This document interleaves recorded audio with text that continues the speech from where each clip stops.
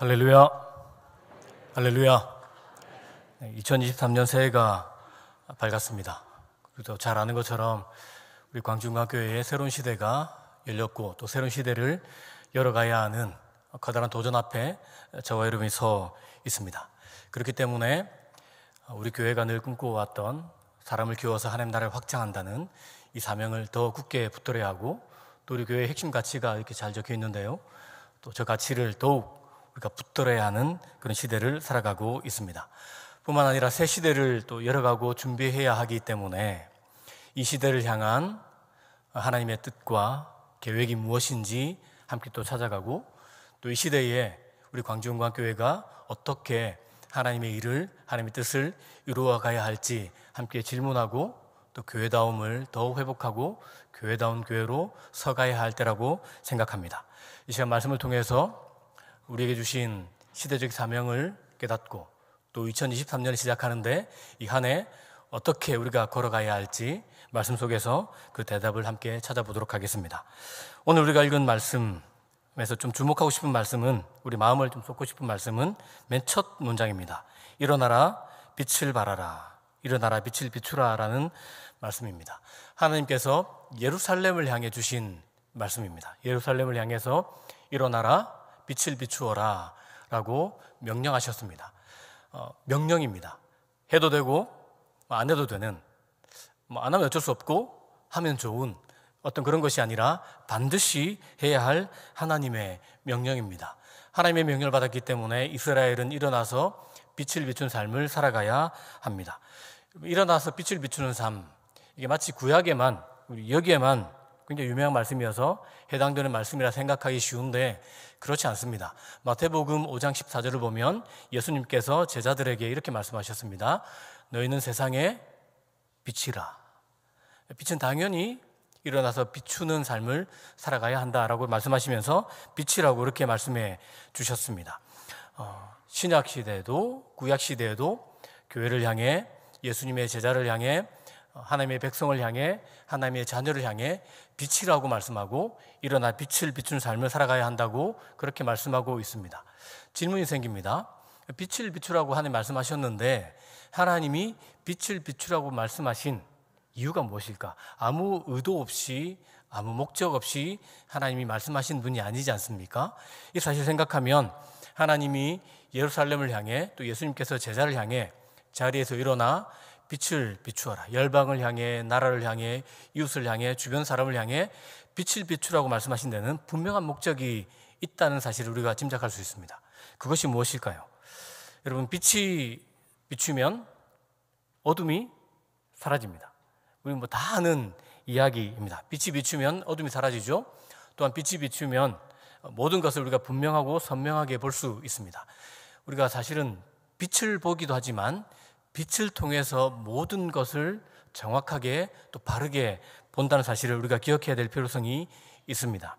문제는 빛이 딱 비출 때 좋은 것만 딱 보이면 참 좋겠는데 사실은 그렇지 않다는 사실입니다. 빛이 비추면 좋은 것도 보이지만 그렇지 않은 것도 보입니다. 더러운 것도 보이고, 문제가 있는 것도 보이고, 지저분한 것도 보이고, 깨진 것도 보이고, 상한 것도 보입니다. 이런 맥락에서 보면, 그러면 하나님께서 예루살렘을 향해 일어나 빛을 비추어라, 예수님께서 제자들에게 너희가 세상의 빛이다, 일어나서 빛을 비추어라 라고 하신 말씀은 세상을 부끄럽게 만들고, 내가 이런 문제가 있어, 내가 이렇게 하자가 많은 사람이야 라는 것을 보여주고 알려주고, 그래서 정죄하기 위함일까, 수치스럽게 만들기 위함일까 라는 질문을 이렇게 해볼 수 있습니다. 전혀 그렇지 않습니다. 하나님의 마음, 하나님의 의도는 전혀 그렇지 않습니다. 여러분 아마 잘 아실 텐데요, 제가 촌놈 아닙니까? 촌에서 자랐습니다. 제가 자란 마을에는 앵두나무가 참 많았습니다. 봄이 되면 앵두가 참 많이 이렇게 탐스럽게 익어가는 곳이 많았고, 밭에 또 집에도 앵두나무가 있는 그런 집이 많이 있었습니다. 제가 촌에서 자라다 보니까 이렇게 먹을 게 그렇게 많지 않았습니다. 그래서 앵두가 있는 계절이 오면 서리의 계절이었습니다. 목사가 이런 말 하기 좀 죄송한데 앵두가 있는 계절은 조심스럽게 쏘리를 하는 그런 계절이었는데요. 앵두가 탐스럽게 익어가던 어느 봄날 밤, 제가 마을 회관에서 친구들과 공부를 하다가 배가 고팠습니다. 뭐 먹을 건 없으니까 앵두를 따먹으러 가자라고 누가 말을 했는지 잘 모르겠습니다. 제가 말을 한 것 같기도 하고 아닌 것 같기도 하고 뭐 중요하지는 않는 것 같습니다. 어쨌든 동참해서 밤에 공부를 하다가 앵두 서리를 갔습니다. 낮에 답사한 곳이, 답사라기보다는 주목해서 본 곳이 있었습니다. 밭을 지나가서 사람이 없는 곳에, 집에 가서 따먹으면 안 되니까 사람이 없는 곳에 가서 따먹어야겠다 생각하고 밖에 나갔는데 그날따라 너무 깜깜했습니다. 너무 깜깜했어요. 근데 그게 밭을 지나가야 되고 뭐 산 같은 곳을 살짝 넘어가야 되는 그런 곳이었는데 어쨌든 그 길을 헤치고 가서 친구들과 열심히 앵두를 따먹었습니다. 앵두가 보였을까요? 안 보였습니다. 도대체 어느 놈이 익은 놈인지 구분이 안 돼서 이렇게 더듬어 가면서 손에 잡히는 대로 좀 말랑하면 익은 거라 생각하고 입으로 집어넣었죠. 뭐 썩은 것도 먹었을 것이고 좀 시큼하면 뱉어내기도 하고 또 맛있게 실컷 따먹고 다시 회관으로 탁 돌아왔습니다. 기분 좋게 돌아와서 불 밝은 곳에서 서로를 딱 보는데 가관이었습니다. 말씀드린 것처럼 이렇게 풀숲을 헤쳐 지나갔고 밭을 지나가다 보니까 저희는 그게 도깨비 풀이라고 했는데 옷에 들러붙는 그 풀, 그것이 막 붙어 있었습니다. 그리고 온 얼굴에도 땀이었고 그리고 막 뭐가 많이 묻어 있었습니다. 나중에 보니까 머리에 벌레가 굉장히 많았고 옷에도 그 벌레가 막 붙어 있었습니다.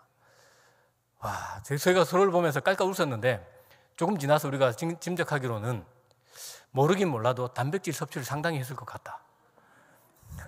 벌레를 상당히 먹었구나라는 사실을 저희가 알 수 있었습니다. 이야, 후회가 막심했지만 뭐 돌이킬 수 없었습니다. 그리고 저희가 빨리 가서 씻고 털어내고 벌레도 털고 옷도 털고 했던 그런 기억이 있습니다. 여러분, 어둠 속에 가면 보이지 않습니다. 뭐가 먹을 것인지 뭐가 먹지 말아야 할 것인지 구분이 되지 않습니다. 뭐가 탐스럽게 익은 것인지 뭐가 벌레 먹은 것인지 그 구분이 되지 않습니다. 뿐만 아니라 몸에 얼굴에 막 뭐가 묻었는데 깜깜한 데 있다 보니까 뭐가 묻었는지도 저희는 전혀 몰랐습니다. 그냥 부끄러운 줄도 몰랐고 뭐가 문제가 있는지도 몰랐죠. 그러다가 빛을 통해서 서로를 정확하게 보니까 정말 가관이었죠. 막 벌레도 먹었고 벌레도 붙어 있고 온갖 도깨비 풀이 몸에 붙어 있어서 그것 떼고 씻는다고 한참을 그렇게 했던 기억이 있습니다. 하나님께서 예루살렘을 향해 빛을 비추어라. 예수님께서 제자를 향해 너희가 세상의 빛이다. 빛을 비추어라 라고 말씀하신 이유와 목적이 정확하게 여기에 있습니다. 세상을 부끄럽게 하고 너희가 이렇게 문제가 많아, 흠결이 많아, 죄를 많이 지었어, 심각해, 상태가 장난이 아니야, 이런 말을 하려는 것이 아닙니다. 정확하게 문제를 보게 하고 죄를 보게 하고 상태를 보게 하는 것이 첫 번째이죠. 그러고 난 다음에 그것을 씻어서 깨끗하게 하기 위함입니다. 우리를 깨끗하게 하시고 모든 문제에서 건져내 주실 하나님을 보게 하고 하나님께로 가게 하기 위해서 일어나 빛을 비추라고 말씀하셨습니다. 여러분, 우리가 아프면 병원에 가지 않습니까? 몸이 좀 안 좋으면 병원에 갑니다. 그러면 의사 선생님이 진단을 합니다. 그래서 병명을 찾아내죠.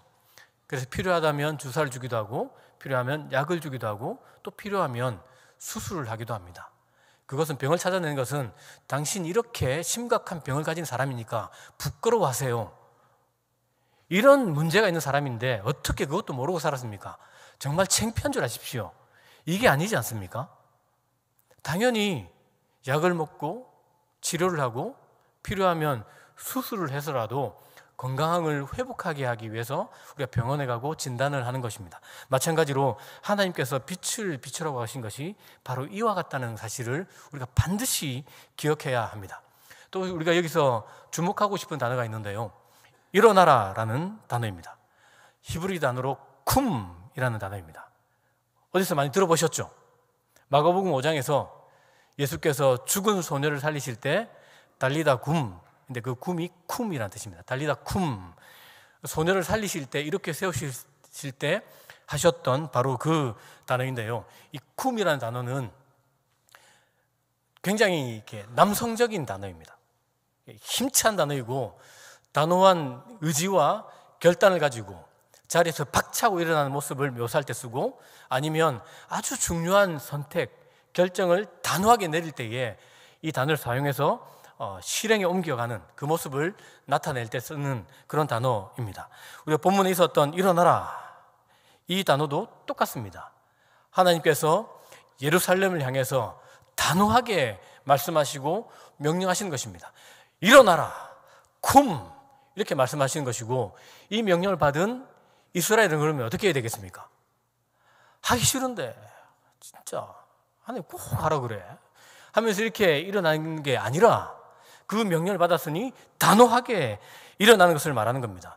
여러분, 이때 예루살렘을 우리가 생각해 볼 필요가 있는데요, 이사야 선지자가 활동하던 때 여러 왕들이 있었는데 가장 대표적인 왕이 므낫세 왕이 있습니다. 므낫세 왕은 히스기야 왕의 아들인데 유다 왕 중에 가장 나쁜 왕이었습니다. 악한 왕이었습니다.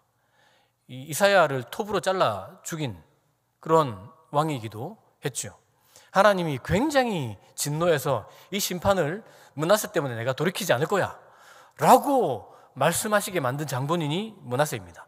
그 시대의 예루살렘이 대단히 거룩하고 구별되고 바르게 살았을까요? 그 시대의 예루살렘이 정말 하나님의 영광이 임하고 하나님의 말씀을 쫓아 살아내는 그런 예루살렘이었을까요? 아닙니다. 그렇지 않습니다. 이후로 나라를 빼앗기기도 하고 또 예루살렘이 정말 처절하게 짓밟히기도 했지 않습니까? 정말 말이 아니었습니다. 그런데 그 예루살렘에 하나님의 영광이 다시 임했습니다. 뿐만 아니라 그들에게 일어나라, 빛을 비추어라 라고 이야기하고 있습니다. 여러분, 이 사실은 이 아브라함의 언약을, 하나님이 아브라함과 맺으신 언약을 떠올리게 만드는 그런 말씀입니다. 여러분, 아브라함을 부르실 때에 하나님이 아브라함에게 내가 너로 복이 되게 하고 모든 민족이, 모든 열방이, 모든 나라가 너를 통해서 복을 받게 할 거야 라고 언약을 맺어주셨습니다. 여기 복을 받는다는 것은 부자 된다는 뜻이 아닙니다. 우리가 살펴본 것처럼 빛 가운데로 나오게 하는 겁니다. 우리가 얼마나 문제가 있는 사람인지, 내가 얼마나 죄인인지, 내가 얼마나 하자가 있는 사람인지, 내가 얼마나 깨지고 상한 사람인지 그걸 보게 하고 그것을 싸매고 치료하시는 하나님께로 나아오게 하겠노라. 그래서 너를 통해서, 빛을 비추는 너를 통해서 모든 열방이 하나님께 나아오는 그 복을 받게 하시겠다는 언약입니다. 일어나라, 빛을 발하라. 일어나라, 빛을 비추어라. 그 망가지고 깨지고 상한 예루살렘에게 주신 이 말씀은 다시금 아브라함의 언약으로 초대하는 것과 똑같은 이야기입니다. 여러분, 이 개념을 가지고 이 명령을 보십시오. 예루살렘이 어떻게 해야 되겠습니까? 그들이 어떤 반응을 보여야 되겠습니까? 자리를 박차고 쿰 일어나서 빛을 비추는 삶을 사는 것이 당연한 일입니다. 여러분, 우리도 다르지 않지 않습니까? 하나님의 복을 받은 사람, 하나님의 은혜를 경험한 사람, 하나님의 성령을 받은 사람, 예수 그리스도의 복음을 손에 쥔 사람이 아무것도 없는 것처럼, 나에게 아무 일도 일어나지 않은 것처럼 그냥 주저앉아 있는 상태로 있을 수 있습니까? 우리의 형편, 우리의 모습은 사실 일어나서 빛을 발할 만한 그런 모습이 아닐 수 있습니다. 깨진 모습일 수 있고 상한 모습일 수 있습니다. 여러분, 그것이 문제가 되지 않습니다. 깨진 곳, 우리의 상한 곳, 그곳을 향해 빛이 흘러나가는 것 아니겠습니까?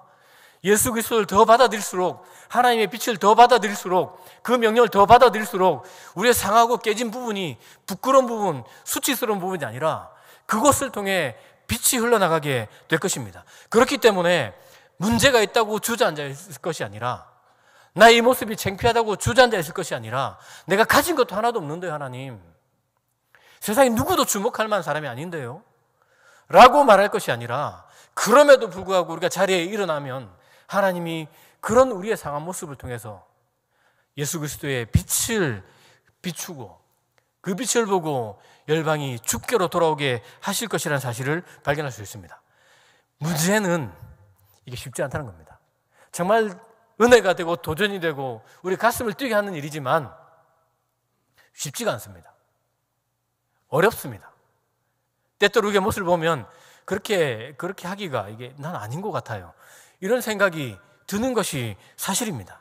그래서 우리는 이 본문 속에서 더 예수님을 발견하게 되고 예수님을 주목할 수밖에 없습니다. 실제 이사야 60장은 예수님을 예언한 말씀이라 할 수 있습니다. 이 말씀 읽다 보면 일어나라 빛을 발하라 하나님의 빛이 하나님의 영광이 내 위에 임했다 뿐만 아니라 쭉 읽다 보면은 열방이 나라가 각 왕들이 그 빛으로 몰려오는 장면이 있습니다. 그들이 나올 때도 그냥 동방에서 온 사람들이 빈손으로 오는 것이 아니라 금과 황금과 유향을 들고 와서 바치는 모습이 나타납니다. 우리가 얼마 전 지난주일이 성탄절이지 않습니까? 아기 예수가 태어났을 때에 동방에서 온 사람들이 빈손으로 왔습니까? 황금과 유향을 가지고 왔습니다. 말씀의 성취입니다. 뿐만 아니라 예수님께서 일어나셔서 공생의 사역을 시작하시고 빛을 비추기 시작했을 때에 예수의 주변으로 수많은 사람들이 몰려들었습니다. 열방이 몰려든 것처럼 예수에게로 몰려든 사람들의 면면을 보십시오. 온갖 종류의 죄인들, 로마의 앞자유로 말하는 정말 얄미운 세리들, 장녀들, 나면서부터 장애를 가진 사람들, 온갖 질병을 가진 사람들, 더럽다고 정평이 났던, 그렇게 사람들로부터 따돌림을 당했던 나병 환자들까지 모든 사람이 예수의 주변으로, 빛을 비춰주시는 예수의 주변으로 몰려들었습니다. 이사야 60장은 메시아이신 예수님을 예언하고 메시아로 오신 예수님은 이 말씀을 완벽하게 완전하게 성취하셨습니다. 이것이 전부가 아니죠. 예수님은 빛을 비춰주신 것이 전부가 아닙니다. 빛을 비춰주실 뿐 아니라 우리와 옷을 바꾸어 입으셨습니다. 우리의 더러움, 우리의 수치, 우리의 부끄러움, 우리의 죄, 우리의 아픔, 우리의 질병, 우리의 문제를 가져가시고 우리에게 하나님의 아들이라는 옷을 입혀주었습니다. 그래서 우리가 지금 여기에서 하나님을 예배합니다. 날마다 도우시는 은혜를 경험합니다. 장차 우리가 하나님의 나라를 유업으로 받게 될 것입니다. 예수님 때문에 우리에게 일어난 일입니다. 일어나 빛을 비춰주신 예수님 때문에 우리가 누리는 은혜입니다. 여러분, 일어나라 빛을 발하라, 이 말씀은 하나님이 예루살렘을 향해 주신 말씀입니다. 신약에 보면 예수께서 제자들을 향해서 일어나라 빛을 발하라, 너희가 세상의 빛이다, 그렇게 말씀하셨습니다. 교회를 말합니다. 교회입니다. 여러분, 사도 바울은 예수님이 교회의 머리가 되시고 교회는 예수님의 몸이다라고 이야기하고 있습니다. 교회가 예수님의 몸입니다. 이 사실에 비춰본다면 이 땅에 오셔서 일어나 빛을 비춰주신 그 예수님의 사명을 누가 이어받은 겁니까? 교회입니다. 저와 여러분입니다. 우리가 이 놀라운 사명, 예수님의 사명을 이어받은 사람이고 그 사명에 참여한 사람입니다. 우리가 어떤 반응을 보여야 되겠습니까? 하나님, 저는 아닌 것 같은데요. 물론 우리의 모습을 보면 아닌 것 같습니다. 그러나 하나님 우리를 그렇게 부르셨습니다. 우리 안에 주의 영을 부어주셨습니다. 우리와 함께 계십니다. 그렇기 때문에 우리가 보여야 할 반응이 무엇입니까? 담대하게 단호하게 일어나서 빛을 비추는 삶입니다. 여러분, 여기서 근데 중요한 질문이 생기죠. 빛을 비춘다, 이게 도대체 무슨 말일까? 빛을 비추고 싶어요. 근데 어떻게 하는 것이 빛을 비추는 삶인지 우리가 질문해야 하고 또 질문이 생기기도 합니다. 그 대답을 우리가 성경에서 찾을 수 있습니다. 에베소서 5장 9절 말씀인데요, 현대인의 성경 버전인데 우리가 함께 한 목소리로 크게 읽어보겠습니다. 같이 읽겠습니다. 시작. 빛의 생활은 선하고 의롭고 진실하게 사는 것입니다. 성경은, 사도 요한은 하나님은 빛이라라고 이야기하고 계십니다. 그렇기 때문에 이 빛의 열매, 빛의 생활, 선과 의로움, 진실함, 진리는 하나님의 성품을 고스란히 담아낸 열매이기도 합니다. 하나님은 선하신 분입니다. 하나님에게서는 악을 조금도 찾을 수 없는, 하나님 정말 선하신 분이시죠. 뿐만 아니라 하나님은 의로우신 분입니다. 불의를 용납하지 않습니다. 하나님은 정의롭고 공의로우신 분이고 항상 의를 나타내는 분이십니다. 뿐만 아니라 하나님은 진리이십니다. 진실하신 분입니다. 하나님에게는 어둠의 그림자나 거짓이 조금도 없습니다. 말씀드린 것처럼 우리가 성자 하나님 예수 그리스도의 몸입니다. 하나님을 아버지로 모신 자들입니다. 많은 성도님들이 저희 아들 유건이를 보면서 정말 목사님 닮았다, 심지어 뛰는 것도 닮았다, 걷는 것도 닮았다, 웃는 것도 닮았다, 말투도 닮았다, 생긴 건 좀 더 잘생겼다, 이렇게 이야기를 해주십니다. 감사하게 생각합니다. 아들이 아버지 닮는 것, 자녀가 부모님 닮는 것 당연한 일이죠. 그렇다면 주의 몸된 교회, 하나님의 자녀인 우리가 빛이신 하나님을 닮아가는 것은 당연한 일입니다. 여러분, 선하게 살아가는 것, 표독스럽고 악하게 사는 것이 아니라 선을 추구하고 선하게 살아가는 것. 삶 속에서 정말 불의가 판을 치는 세상 아닙니까? 이런 세상 속에서 의로우신 하나님의 말씀을 가까이 하고 그 말씀을 쫓아 살아가는 것. 거짓이 판을 치는 세상에서 진리를 쫓고 진실을 추구하면서 바른 말을 하고 정말 진실하게 행동하며 살아가는 것, 그것이 곧 빛을 비추는 삶입니다. 마태복음 5장 16절에서도 예수님은 너희 착한 행실로, 착한 말과 착한 생각과 착한 행동으로 빛을 비추어라, 그래서 하나님께 영광을 돌리게 하여라, 그렇게 말씀하셨습니다. 주에서 사랑하는 성도 여러분, 2023년 새해가 밝았습니다. 새해는 밝았는데 딱히 미래가 보이는 것 같지는 않습니다. 사실은 더 답답하죠. 사업하시는 분, 직장생활 하시는 분이 그렇게 이야기한 거 많이 들었습니다. 작년에, 올해는 아직 시작도 안 했습니다. 내년 진짜입니다.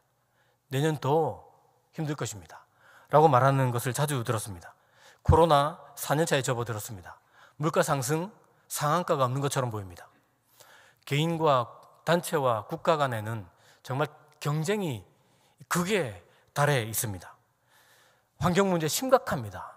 이대로 가다가는 공멸이 눈앞이다 라고 말하는 시대를 우리가 살아가고 있습니다. 앞이 안 보입니다. 길이 보이지 않습니다. 각자 도생, 그냥 알아서 살아남아라. 어디가 길인지 어디가 숲인지 말을 할 수 없으니까 각자 알아서 살아남아, 그렇게 말하는 시대를 우리가 살아가고 있습니다. 반대로 생각해 보십시오. 빛이 없는 세상이고 보이지 않는 세상입니다. 다시 말해, 누군가 일어나 빛을 비춰주기를, 거짓된 길이 아니라, 죽음의 길이 아니라 생명의 길로 가는 길을 보여주기를 간절히 바라고 기대하는 시대, 그 시대가 열렸습니다. 우리의 사명이 너무나 명확하게, 우리에게 주신 하나님의 시대의 사명이 너무나 분명하게 드러나지 않습니까? 그것이 무엇입니까? 일어나 빛을 비추는 삶입니다. 우리의 선한 행실로, 말씀 따라가는 의로운 삶으로, 진실한 언행으로 빛을 비추도록 하나님이 우리를 부르셨습니다. 우리가 2023년 이렇게 살아가면 좋겠습니다. 악한 세상이지 않습니까? 정말 악해요. 그렇기 때문에 우리는 선하신 하나님, 그 하나님을 쫓아 선하게 살아가면서 이 악한 세상에 빛을 비춰주면 좋겠습니다. 얼마나 세상이 악한지 정확하게 보여주고 그것을 싸매고 치료하실 수 있는 하나님께로 가는 길을 보여주는 교회로 만들어가면 좋겠습니다. 세상이 정말 불의합니다. 타락의 끝을 보여주고 있습니다. 그렇기 때문에 우리는 더더욱 힘써 말씀을 붙들고 의로우신 그 길을 걸어내며 빛을 비춰주는 교회로 만들어가면 좋겠습니다. 이 2023년을 그런 한 해로 열어가기로 결단하면 좋겠습니다. 하나님 우리를 통해서 빛을 비춰주셔서 이 불의한 세상을 부끄럽게 하실 뿐 아니라 그들로 하여금 싸매시고 치료하시는 하나님께로 나오게 하실 것입니다. 뿐만 아니라 거짓이 정말 파는칠 세상 아닙니까? 거짓말 천지입니다. 거짓말 천지. 이런 세상 속에서 진실하게 진리를 쫓아 살아가면서 하나님을 닮아낼 뿐 아니라 이 어두운 세상에 빛을 비춰주는 그런 우리 광주운광교회, 그런 저와 여러분 되면 좋겠습니다. 2023년을 시작했습니다. 원대한 도전 앞에 서 있습니다. 새로운 시대를 열어가야 하는 도전을 우리가 받아들여야 하지 않겠습니까? 이 시대를 우리가 어떻게 살아가야 할지, 교회다움을 회복해야 된다는 말하는 시대를 우리가 살아가고 있는데, 이런 우리에게 하나님이 말씀하십니다. 굼! 일어나 빛을 비추어라. 주 안에서 사랑하는 광주운광교회 성도 여러분, 우리가 그렇게 달려왔다고 저는 믿습니다. 2023년 새로운 도전 앞에서 하나님, 일어나 빛을 비추는 교회가 되겠습니다. 일어나 빛을 비추며 예수님의 사명을 이어가는 교회가 되겠습니다. 일어나 빛을 비추며 세상을 변화시키는 그런 교회와 성도가 되겠습니다. 그렇게 빛이신 예수님을 닮아가고 빛이신 예수님을 보여주는 그런 2023년으로 꿈꾸고 함께 한마음 한뜻으로 열어가는 저 여러분 되기를 예수님의 이름으로 축복합니다. 함께 기도하겠습니다.